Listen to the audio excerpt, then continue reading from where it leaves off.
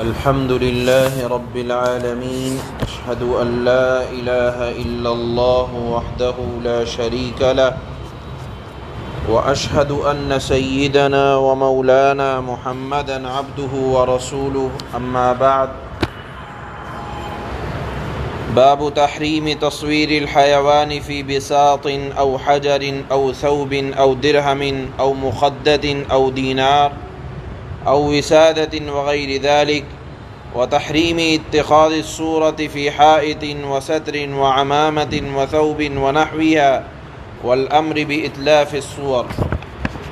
عن ابن عمر رضي الله تعالى عنه أن رسول الله صلى الله عليه وسلم قال: إن الذين يصنعون هذه الصور يعذبون يوم القيامة، يقال لهم احیوا ما خلقتم. متفق علیہ.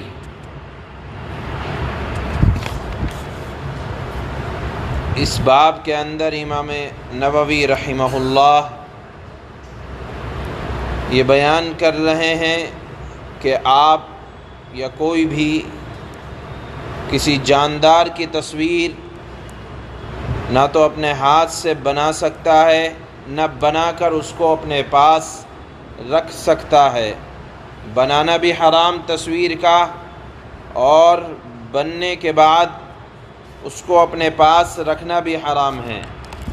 پہلی روایت جو آ رہی ہے اس میں اللہ کے نبی صلی اللہ علیہ وسلم نے ارشاد فرمایا کہ سب سے بھیانک عذاب قیامت کے دن تصویر بنانے والوں کو دیا جائے گا، اور کہا جائے گا احیوا ما خلقتم، کہ تم نے جو تصویریں بنائی تھیں ان کو اب زندہ کر کے بتاؤ. کیونکہ بظاہر عذاب اس وجہ سے دیا جا رہا ہے کہ صورتیں انسان کی ہوں یا جاندار کی ہوں یہ اللہ ہی بناتے ہیں. تو گویا کہ دنیا میں اگر کسی نے کسی جاندار کی یا انسان کی تصویر بنائی تو گویا کہ اللہ کی تخلیق کی نقل کی. چلو اللہ نے تو صورت بنائی انسان کی یا جانور کی تو اس میں روح بھی ڈالی، لیکن انسان اللہ کی کہاں نقل کر سکتا ہے؟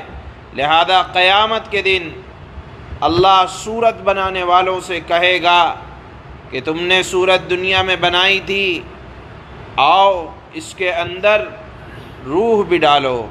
اور ایک دوسری حدیث میں آتا ہے کہ وہ روح ڈالنے کی کوشش بھی نہ کر سکیں گے، کبھی نہ ڈال سکیں گے، کیونکہ روح ڈالنے کا کام یہ اللہ کا ہے. لہذا اس حدیث کے اندر اللہ کے نبی صلی اللہ علیہ وسلم نے تصویر بنانے والوں کا عذاب بیان کیا، اور دوسری آگے جو احادیث آئیں گی اس میں تصویر رکھنا اپنے گھر میں حرام ہے.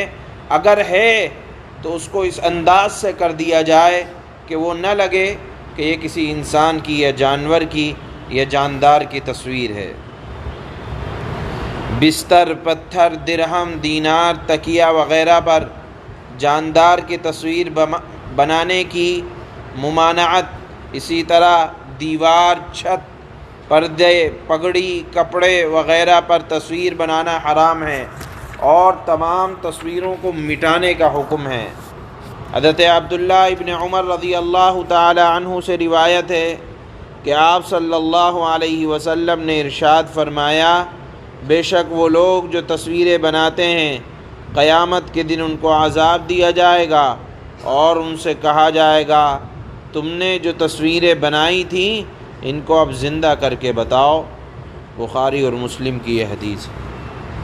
سبحان اللہ و بحمدہ، سبحان اللہ.